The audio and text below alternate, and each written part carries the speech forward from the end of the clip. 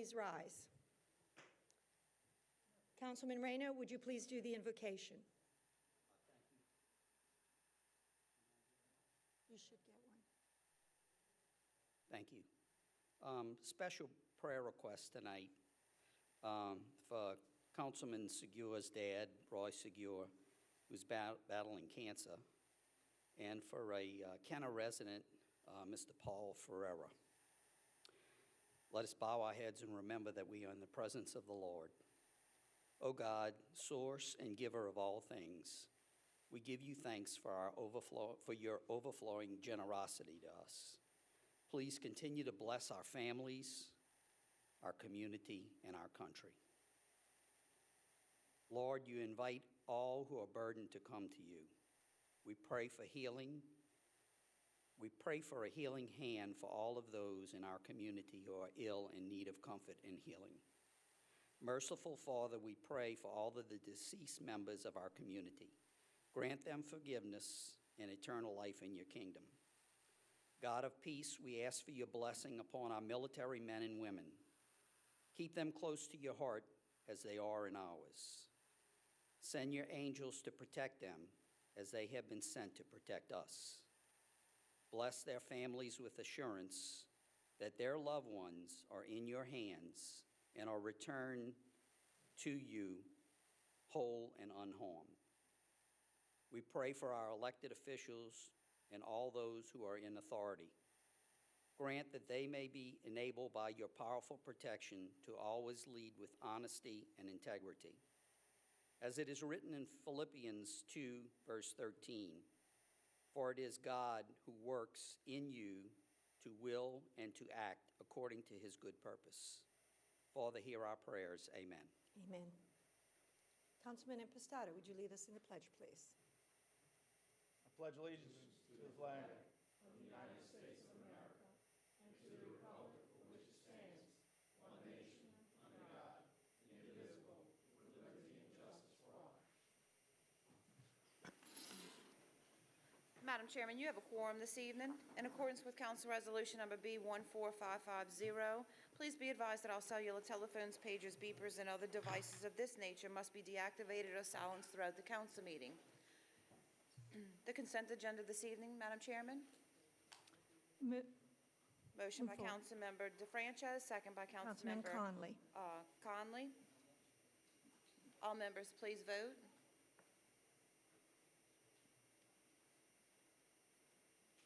Motion passes 7-0. Item 9 is under the public appearance agenda this evening. Item 9, public hearings for final passage. Item 9A is a public hearing regarding a resolution calling public hearing on December 4, 2014 for the purpose of discussing the removal of a member of the Planning and Zoning Commission in accordance with Section 1E of the City of Kenner Planning Commission Rules and Procedures. Madam Chairman, we've received a request for a one-meeting deferral on this item, please. Moved by Councilman Segura, seconded by Councilman Klein for one meeting deferral.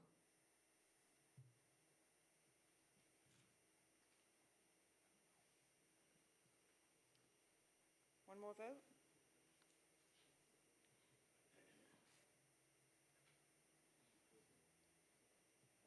One more? I'm sorry. It's okay. Madam Chairman, motion passes 7-0. Item 10 is opening of bids. We have none. Item 11 is reclassification of zoning for final passage. We have none. Item 12 is other ordinances for final passage.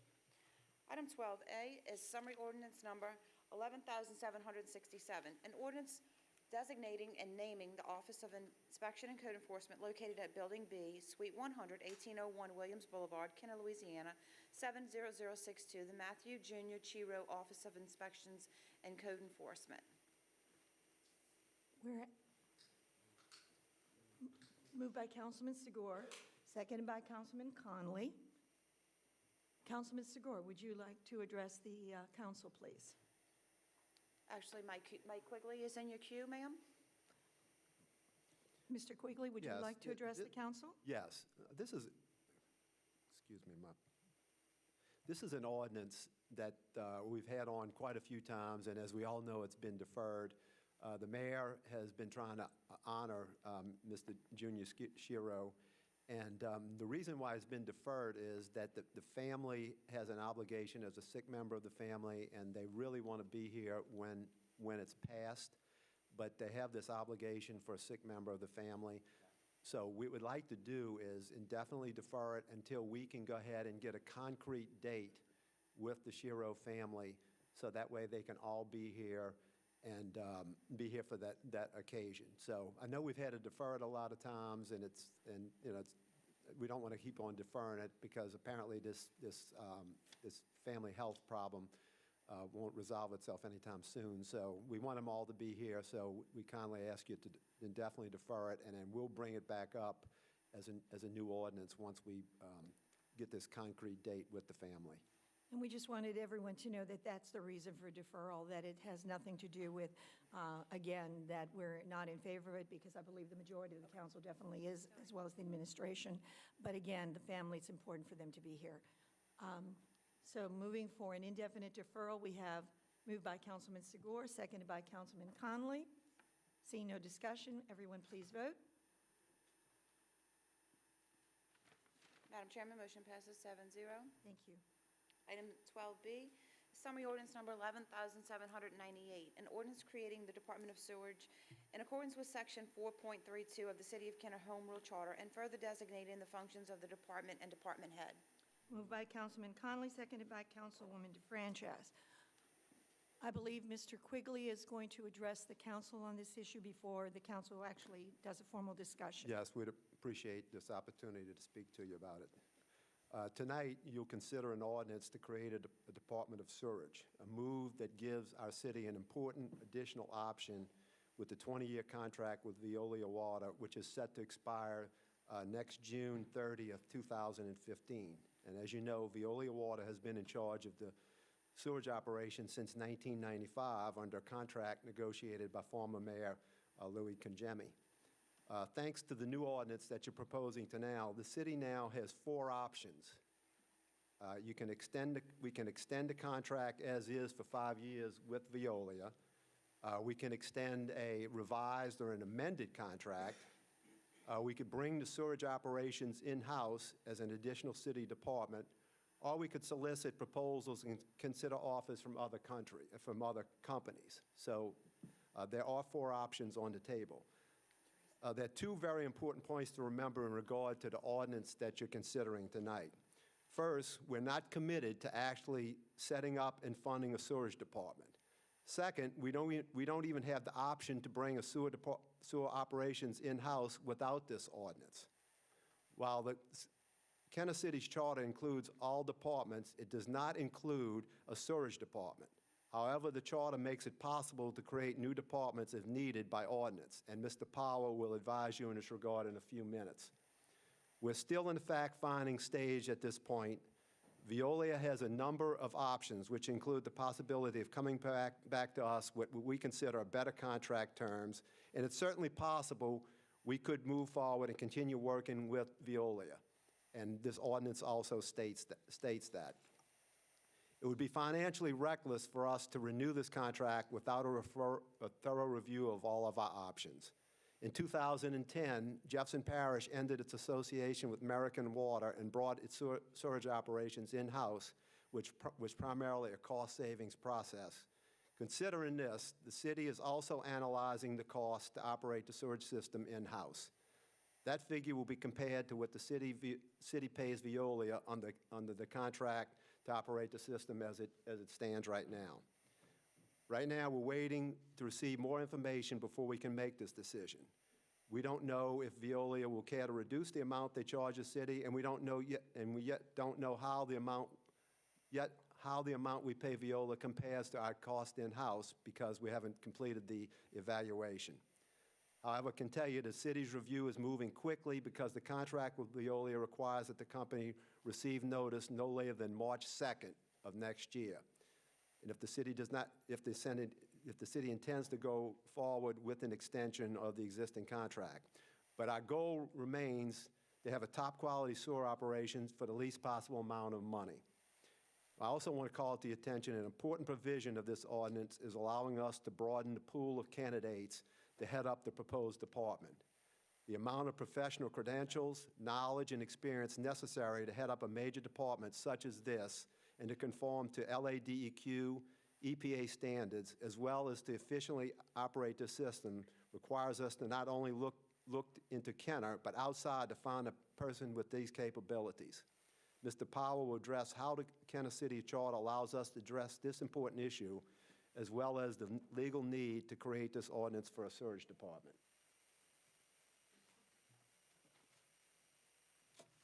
Mr. Powers, you now have the floor. Thank you, Mr. Francis.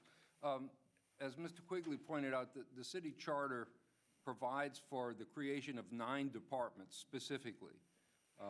And in addition, the city charter allows, and I'll quote or paraphrase, for there to be additional departments and department heads if they are created by ordinance at the request of the mayor, which ordinance shall contain the functions of the department and the department head.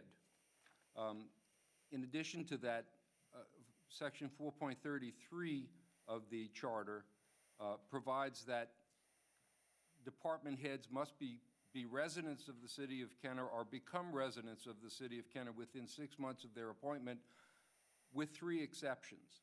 And those exceptions are where applicable state law conflicts, where the charter otherwise conflicts, or by specific hiring ordinance. And it's the opinion of my office that this ordinance, which specifically says that the department head need not be a resident, constitutes a specific hiring ordinance, which explains why that provision, we believe, is acceptable. And just for your information, the council has created at least 4 other departments by ordinance in the past: code enforcement, information technology, purchasing, parks and recreation, in addition to the 9 departments that are set out in the charter. That's it. Thank you, Mr. Powers. And from a conversation we had earlier, as you mentioned, when those departments were created, it was not specified whether or not they had to live in the city of Kenner. Therefore, the existing rule in the city charter applied when those departments were created. Am I correct? That's correct. There was no mention whatsoever in the specific ordinances that created those departments. Exactly. That there was any difference in the department head's residency. However, the ordinance before you tonight does contain a specific hiring provision. Thank you. I just wanted to make that clear in case, anyone had any question about the legality of it. Thank you again. I appreciate the comments from Mr.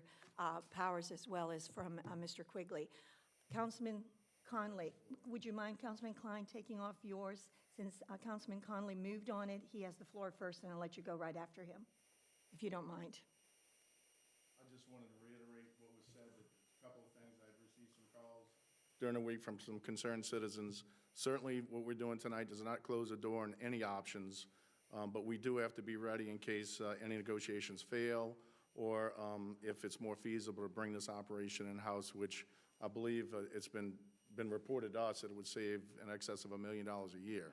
So, by passing this tonight, it can certainly be amended at any time if the council feels uneasy with something as we go further, but by no means is it shutting the door on any other 3 options that the city has. So I'm supporting it. I appreciate the council's support. Councilman Klein, would you please push your button? And I'll give you the floor. There we go. Mr. Quigley. Wait 1 second. Oh. There you go. Thank you, Mr. President. Mr. Quigley or Mr. Gonzalez, can you tell us if we set up the sewage department, can the city actually save money? Well, that's certainly our hope. As I said, right now, we're in the process of reviewing. One thing we know for sure is how much we pay Veolia. I mean, we know what we pay them now, and if we engage in a new contract, we would know what we would have to pay Veolia. Right now, we are thoroughly reviewing to make a determination how much we think it would cost to have a sewage department in-house. Now, we're in the process of doing that, and we haven't finalized that, and then we can make some type of comparison as to what we think it would be in-house as opposed to what we're actually paying them. Now, again, we said there's 4 options. Certainly, Veolia can come back to us and say, but they have two choices. They can say, we want to renew the contract as is, or we'd like to amend the contract with different terms, where it might be more amenable to the city. So, that's certainly something that we can consider. And a fourth option could be, if our study feels like the in-house really doesn't save any money, and we think maybe we could save some money by doing RFP and considering and of course, Veolia could submit for the RFP too, and that's certainly an option too. So we have options on the floor, but the bottom line, as far as tonight is concerned, we think that this is some type of concrete action we have to take because the charter doesn't provide for it. And again, it does not commit us, we're not spending any money tonight or anything like that. It does not commit us to anything. We still have the option to use in a third party to be our sewer system. So now, this doesn't grow government. The same amount of money that we pay for Veolia, we intend to reduce, whether it be with a better contract with Veolia or doing it in-house or another third party. So we're not going to increase anything. But yeah, to answer your question, that no, we have not completed our review, but we know we have to make some type of decision by March 2nd because by contract we have to notify Veolia what our intentions are. So we're fast and furious try to finish our review so that we can make some type of judgment. I like the idea that we have multiple options available, and we also have a strong possibility of saving some money for the city. Thank you. Thank you, Councilman Klein. Councilman Impastato, you have the floor. This is either Mr. Quigley or Mr. Powers, I don't know. Just want to make sure that I'm understanding this right. As it sits right now, we do not have the option to bring storage in-house because the charter doesn't allow it. Is that right? There is no sewage department Right. at the present time. There That's- hasn't been for a very long time. Right, so that's not an option that's available to us? No, it's not. Unless this ordinance gets passed. That's All right. the administrative And position. this does not amend the budget at all.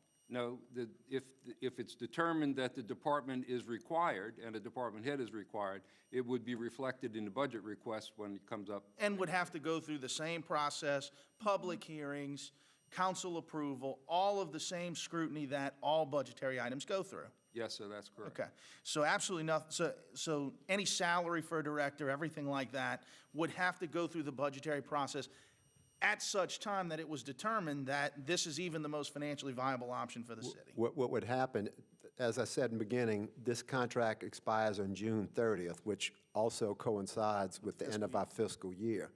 So we have to make a decision by March 2nd, which is prior to the time we start doing next year's budget.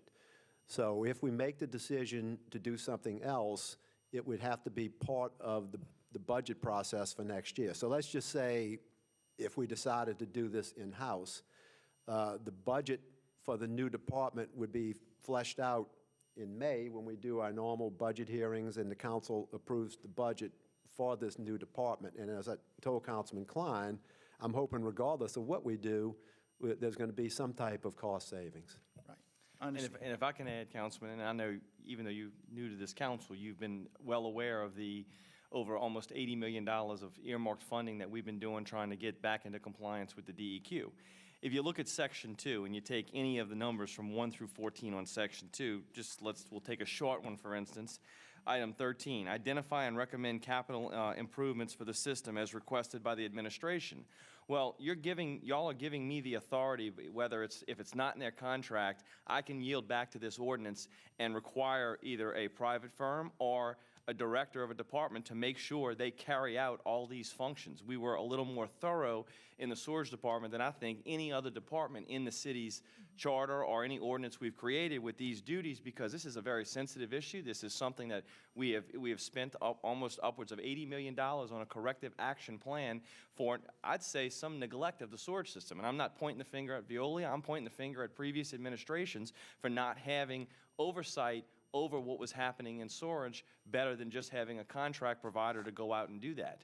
And I mean, up until the Muniz administration started, we finally got very active in storage and started tackling these issues. And I think there's nothing in the charter that says the word storage other than the fact that there was a board of commissioners that had been defunct since the 80s that was removed out of the charter in 2008 because it didn't exist. Outside of that, as Mr. Power said earlier, there is no reference of storage. If you go to the duties of the Public Works Director, he does not, by charter, oversee storage. He does under this administration because that's what we've chosen to do. But this helps give us the teeth and the authority that the council grants this administration to make sure that all these items are carried out. Thank you, Councilman Impastato. I appreciate your comments. Councilman Carroll, you have the floor. Thank you, Madam President. I'd like to say that, when I first got this information, just reading over the information, trying to divulge all the information to read it, it was pretty clear because then I remembered also in 2012, this also came before the council, but I could not remember if we had discussion or how exactly it went forward or pulled back. With the assistance of the ladies on the council floor, which I thanks a lot, especially Ms. Hastings, for giving me the document, which was in 2012. In 2012, the same ordinance, we never discussed it was pulled. So just based on that, I wanted to make sure what was different, what was alike in the ordinance, and from that standpoint, it pretty much on point with everything, except for one section, which is section 3, that says, and need not be a resident of the city of Kenner. I couldn't understand why that was added now as opposed it wasn't added the first time. What difference it made now if we were going with the department. I understand, Mr. Power saying that, within the options we've had, I personally believe that some of the directors have been, I don't want to use the word forced, but who have accepted to work for the city of Kenner had to live within the city of Kenner. It wasn't an option. It wasn't written within that ordinance for them to be part of the city workforce. This, in my opinion, and some people calling my office thinking this is some way of circumventing the system and letting someone else have an advantage that some of the other directors never had. And I don't think that's fair. There are a couple of directors that I know had to physically move in to accept a job. So that was just my personal opinion as it relates to that portion of the ordinance. Everything else was the same, but that was a big stickler right there, that this person, we're assuming that we won't be able to find someone that lives in the city of Kenner. Maybe we will, maybe we won't, but at that point, we could always look to see if we can find someone, and maybe we could change it at that point. But I think to assume that we can't, I don't think it's fair to the directors that were forced to move into the city of Kenner when they accepted the job. The second one is the sort of vagueness of the experience that is required by this director. Most of our directors' positions required so many years of experience, required so much training, so much prior work. It was well defined, where this one is rather vague. It doesn't give so many years experience the person must have, so much training the person must have. So for me, again, this is something that needs to be addressed. This is something I believe it should be added within it to be more specific. If this is an important department, in which it is, we need to be sure that we get someone with defined, specific years, qualifications, and training. Thirdly, like I said before, this was proposed in 2012. We've had a couple of years to address this. I realize now we are coming to that final date, which is June or July of next year, but we've had a couple of years. Just like Mr. Quigley stated, that there are some things that they don't know, some of the costs. I don't know some of the costs. None of us know any of the costs. They have to wait to make better decisions. I am uncomfortable making a decision without this additional information. I will make a better decision based on more information. I appreciate Councilman Impastato saying that we have to have this department. I believe we have to have it, but we don't have to vote on it tonight to have it. We have to have the department, but it's not required that we put it in tonight. And last but not least, listen, I am not a proponent of administration or pro-privatization. To me, it doesn't matter. But what I am a proponent of is the monies that's spent from the coffers, from the citizens of Kenner is spent well. And even prompting that is the service. Because when your sewer is messing up 12 o'clock at night, while cost is important, the service that is provided is more important at that point. Will Veolia be the next person? I'm not sure if they will or they won't. But I think we deserve it to be able to maybe look outside for other companies to maybe apply for it, to see exactly where we could go with this. I don't think it is transparent like we always talk about, just to assume just Veolia and not to get any other information from other companies. So I would prefer this to be deferred until we get more information, just like Mr. Quigley is having to get more information. Or I will not be able to support it tonight for this. Thank you, Madam President. Thank you, Mr. Carroll. I believe Mr. Quigley would like to answer some of your questions for you. With the permission of the council, I'd like to allow Mr. Quigley to answer the questions that Councilman Carroll proposed.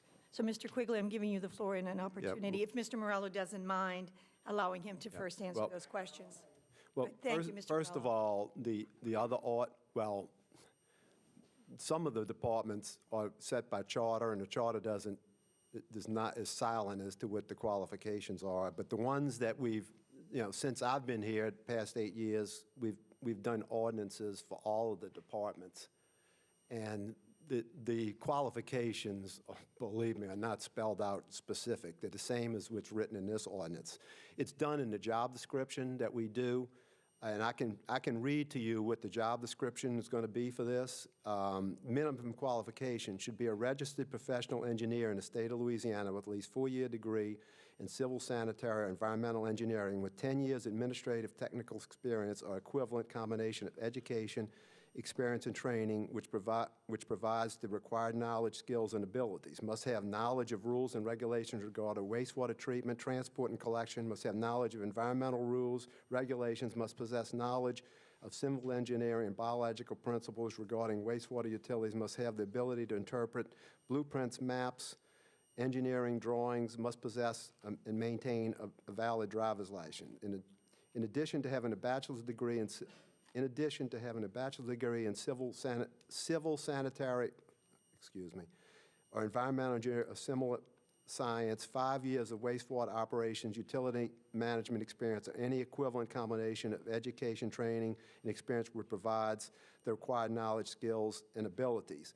And then everything in the job description is mental involvement, physical involvement, human relations involvement, communication skills, work environment, all the performance duties, scope of response, all that's in the job description. That's not a requirement of this ordinance. I mean, this job description is 3 pages. I've never heard of putting the full job description in the ordinance, and we haven't done that any other time. So this is doing exactly the same thing as we've ever done in all the other ordinances. There's no reason to defer this a second. I mean, again, the information that the councilman is referring to is a very extensive review of bringing a department in-house. We are weighing everything from the amount of insurance they'd have to buy to the employee benefits, how many employees. This is a monumental task trying to figure all this stuff out to make sure that we're giving y'all good information. So this is the first concrete thing we're trying to do. With just setting up a department. Again, we're not spending a penny. And again, what's in here, it says that the director of sewerage shall be qualified by education, training, experience in the field of civil environmental engineering and/or related administrative and management experience and training, and not need be a resident of the city of Kenner. What I've read to you is there's not a lot of people that qualify for what I just said. Now, we're going to certainly look into Kenner, and we hope that we find somebody from Kenner that can do that. But, just the mere fact that you enjoy living in this wonderful city doesn't mean that you have this experience. So, and this knowledge and this professional credentials. So, we're under a wastewater compliance order. I think it behooves us to have the best person available for us to do that in the event we do this. Thank you, Mr. Quigley. Mary Annie, do you have some additional information to clarify? Yes, I do.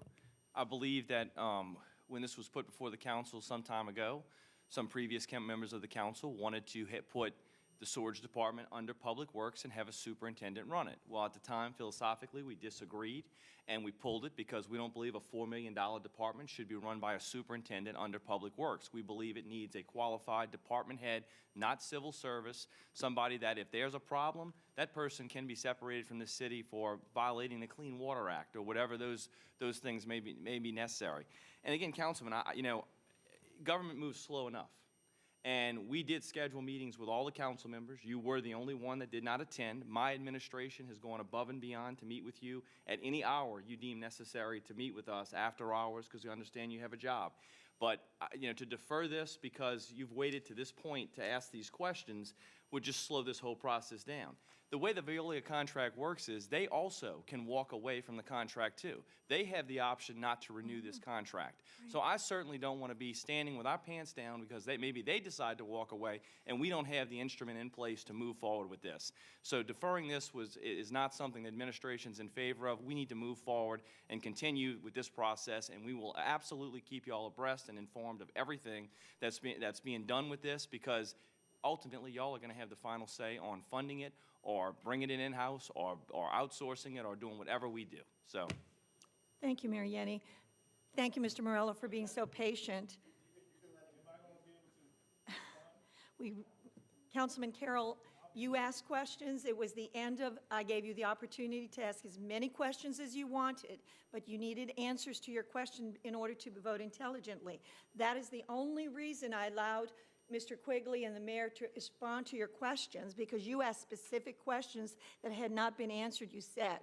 And so really that is not the procedure we have in place for a council meeting. So I apologize. The mayor said something directly at me, which implied that I Well, we can, and that's the part I want to address. and we can address that later, and I'll give you the opportunity at the end of the meeting to address it later, but that's really doesn't have anything to do with the vote that we're going to be taking. So I apologize for that, but it really doesn't have anything to do with the vote. So we'll address that at a later point in the meeting. Mr. Morello, thank you very much for being so patient. I appreciate it.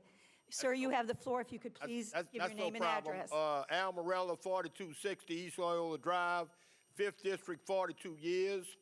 I'm in favor of this ordinance, and because I can tell you about 7 years ago during the Muniz administration, I had asked Mike Quigley here if we had the capabilities back then 7 years ago to operate those wastewater treatment plants in-house, and he said, yes, we did. And that's when the Muniz administration was looking at the Viola water contract. And I'm in favor of this because it puts the option on the table of possibly bringing this operation in-house, which I'm in favor of. So I urge the council, and I want to say this, the comments, the points by Councilman Conley, Councilman Klein, and Councilman Carroll are all well taken. But I urge the council to approve this ordinance. Thank you. Thank you, Mr. Morello. I waited on purpose to make a few statements at the very end. And basically, it will reiterate some of the very points that were made before because I think they're that important.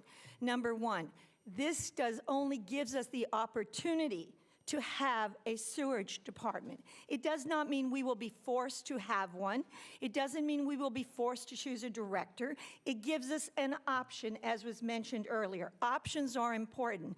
Number two, Veolia can walk away just as we can walk away at the end of their contract. It gives them a chance to negotiate. It gives the city the opportunity to negotiate. And we're not limited, by the way, just to negotiate with Veolia.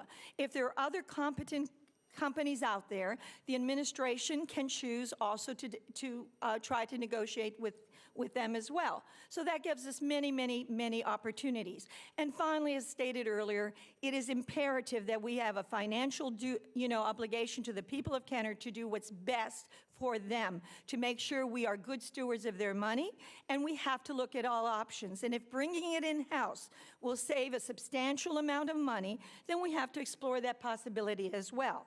And finally, as Mr. Quigley pointed out, we do have a well-established criteria that the new director would have to meet. And we can always modify and add more to it as well. And as Councilman Reno mentioned a few minutes ago to me and wanted to make sure that we put on the record, I believe, we, the council, have the opportunity to amend this at any point. If at any point we see there's a problem, we have the ability to amend this. So this is, again, something that gives the council, the administration, and the people of Kenner opportunities to negotiate what is in the best interest of the people of this city. And so, again, I'm going to be supporting it for those reasons. Thank you. Seeing no other comments, council people, would you please vote? Madam Chairman, motion passes 6-1. Councilman Carroll is opposed. Thank you. Item 12C is summary ordinance number 11,799.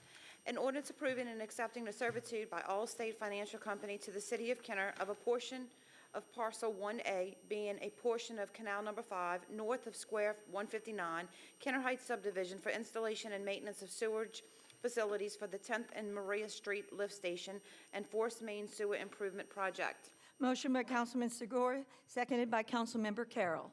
Councilman Segura, would you like to address? Councilman Carroll, would you like to make any statements? Seeing none, council members, please vote. Madam Chairman, motion passes 7-0. Item 13 is resolutions and motions by council members.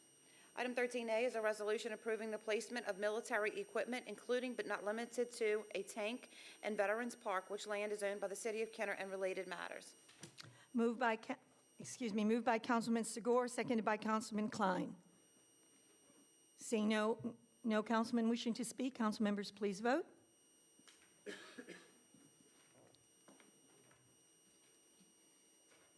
One more. Madam Chairman, motion passes 7-0. Item 14 is items removed from the consent agenda. We have none. Item 15 is acceptance of contracts and similar matters approved by the mayor. Item 15A is summary ordinance number 11,793, an ordinance accepting the responsive bid received from Gray Bar Electric Company Incorporated in the amount of $13,275 to furnish one ASCO Series 300 transfer switch or equal for the Emergency Operations Center in accordance with telephone bid number T14-1529 for the Department of Public Works. Moved by Councilman Impostata, seconded by Councilman Reno. Council members, please vote. Madam Chairman, motion passes 7-0.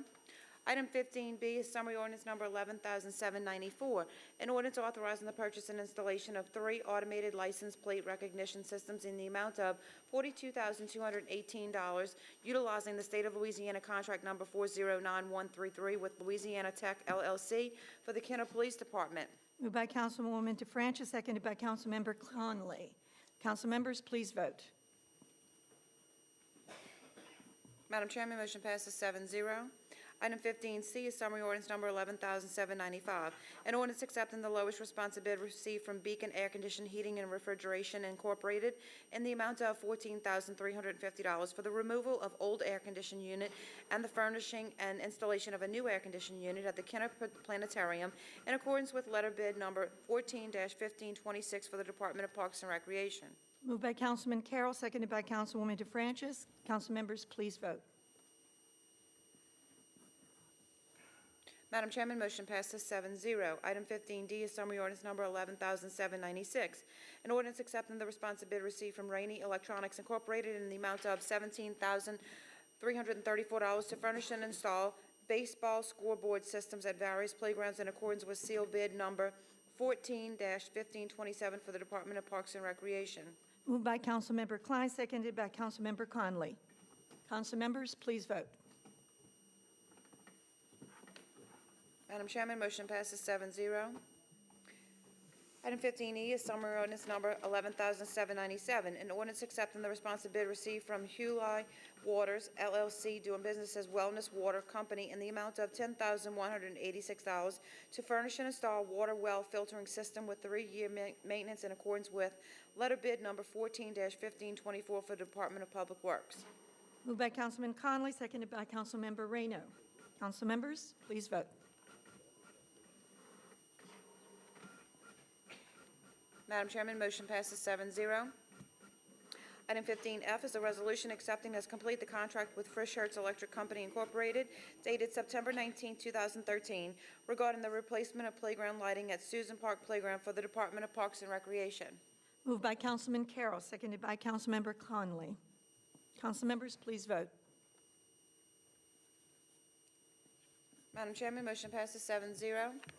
Item 15G is in a resolution approving change order number 2 to the contract with Industrial and Mechanical Contractors Incorporated dated November 26, 2013, regarding the Granada and Martin Eagle Sewer Lift Station and Force Main Improvement Projects, which reduces the contract amount by $32,841.47 and adds an additional 30 days to the contract time and accepting the project as complete for the Department of Public Works. Moved by Councilman Reno, seconded by Councilmember Klein.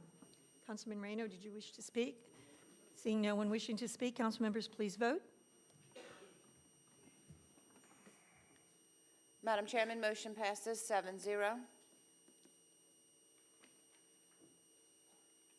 Item 15H is a resolution approving change order number 1, final, to the contract with Advanced Quality Construction Incorporated dated November 20, 2013, regarding the 31st and Washington Lift Station Upgrade Project, which reduces the contract amount by $17,576.64 and accepting the project as complete for the Department of Public Works.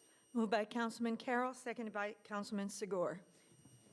Council members, please vote. Madam Chairman, motion passes 7-0. Item 16 is ordinances and resolutions in summary for first reading.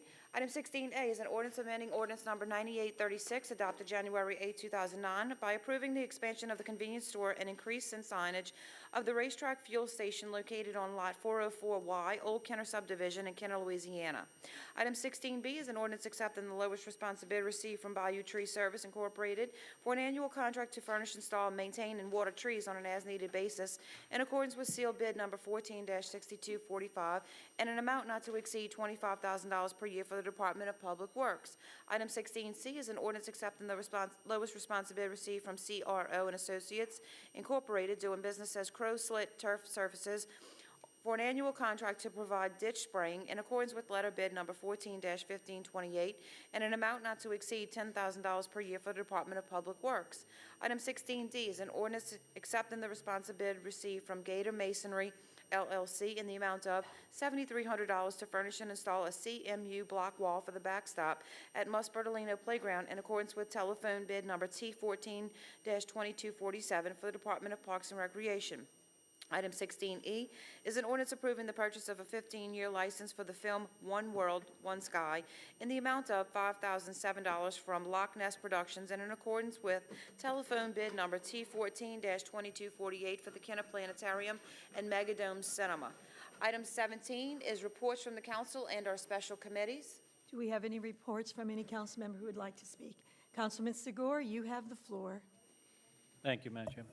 I'd just like to comment, this week, Councilman Reno and myself attended a meeting in New Orleans for the 2018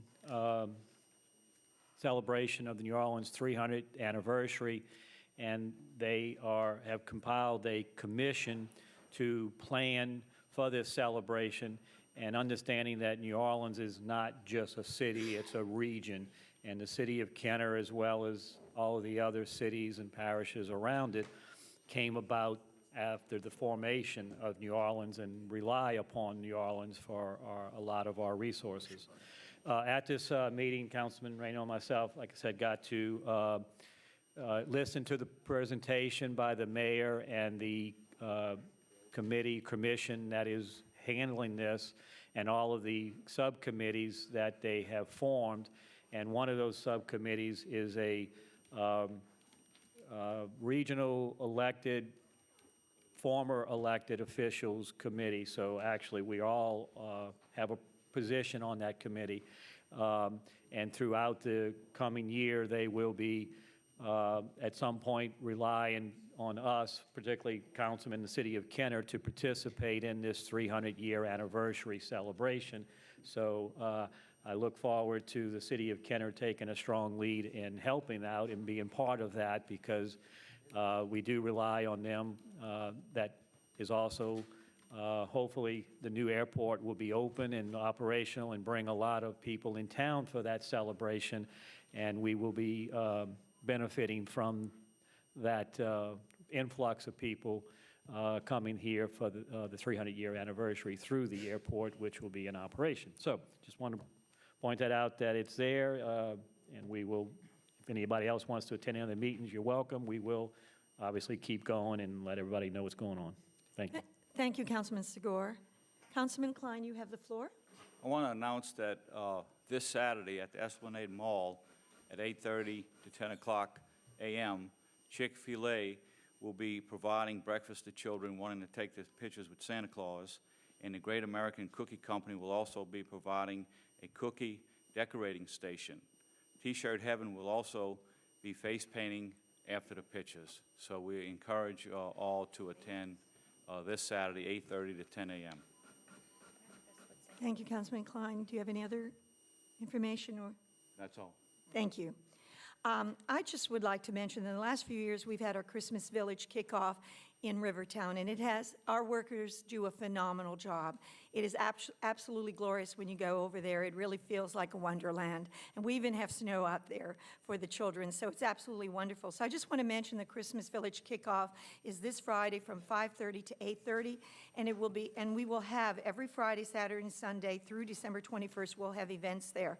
There will be snow. And for any of you who've never seen snow, you need to see snow as we have it in Rivertown. Santa Claus will be there, and we have some new additions as well. We have a cookie booth, we have a story trail, we have laser shows on Saturday nights. So there are many, many wonderful functions to really delight our children and our adults.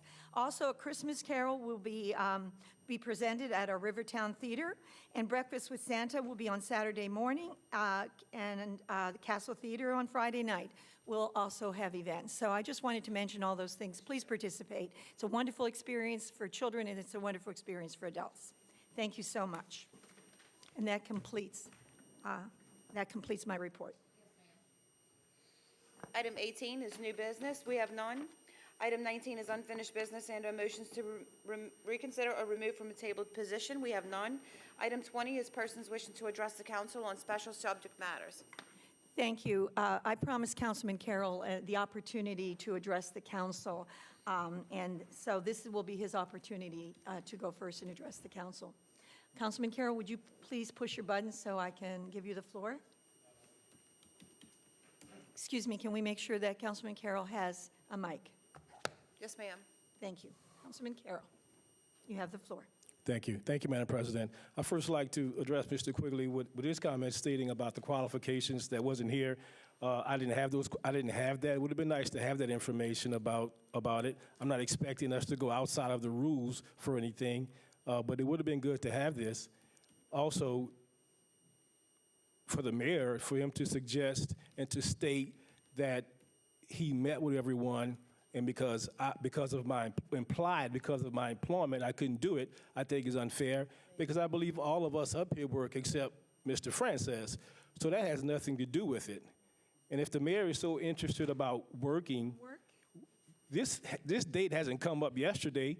He's been working 8 years in this administration, and we still don't have the information that we would need to make a good decision, or that I would need. So it has nothing to do with the scheduling of the meetings. There are times that me and Mr. Quigley work well together scheduling meetings. There are times we work it out. There are times we don't. For the simple matter, I have scheduled things to do. He have things to do. It just doesn't work out all of the time. But never because I don't want to or because I can. It's because we have a conflict of our schedule. So let's get that record straight. And I just want to let everyone know that it has been 8 years.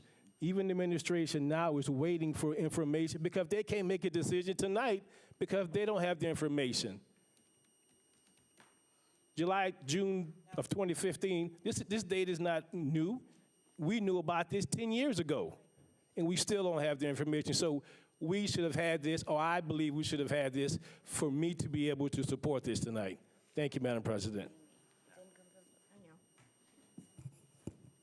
Mr. Morello, I believe Councilman Carroll's completed his Yes. his comments. Would you please like to step to the mic, please? And you may have the floor. Al Morella, 4260 East Loyola Drive, 5th District, 42 years. I want to respond to some comments that was made in here at the November 6th meeting, but before I do, I'd like to pass this exhibit to the council. Would the council clerk please pass this, or Mike Quigley, whoever, the council? First, I want to respond, I want to direct this first response to you, Councilman Impastato.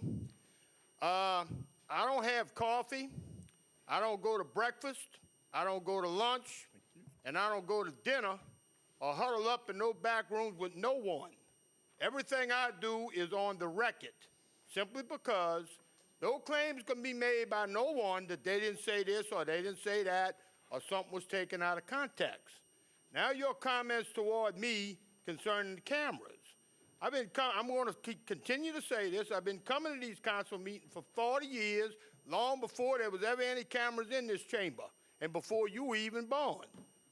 And I might add that the recent Civil Service Board hearings, there was no cameras rolling in there, and I attended every one of those hearings. So, Councilman Impastato, you way off base on that one. Now, I want to direct this next response to Mike Quigley and Mike Segura, Councilman Segura. Now, the comments concerning, by the way, that exhibit contains incidents as a result of involving natural gas pipelines. Now, your comments was that of a typical politician. Politicians, that's what they do. They mislead the public, and they downplay serious issues. So now, if you look at this, what I submitted up there, it will show you what can happen when a gas line ruptures. Now, I want to ask this question to Mike Quigley. Since you said you talked to Atmos Energy on the telephone, perhaps you can explain to us when was the last inspection of that gas line that runs parallel to that bridge in front of my house? Anybody got any comments, any questions for me? Mr. Morella, you have 57 seconds left if you'd like to ask any other questions during this opportunity that you have, and then I will allow anyone who... That's all I have, Councilwoman DeFrances. Thank you. Thank you, Mr. Morella. Is there anyone who would like to make a comment or address his issues? Councilman Segura, you have the floor. Thank you, Madam President.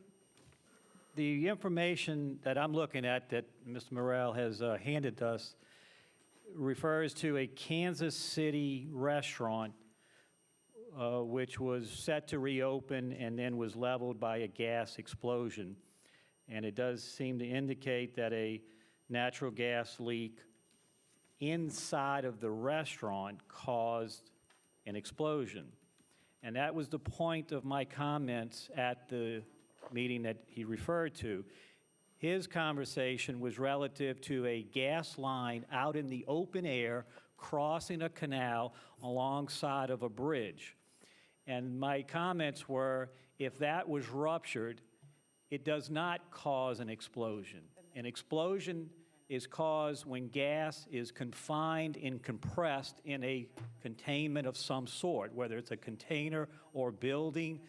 And that compression, when that fuel is ignited, creates a pressure that needs to be released, and that causes the explosion. In an open air environment of a pipe being ruptured, as I commented, it just becomes like a big cigarette lighter. You strike it and it flares.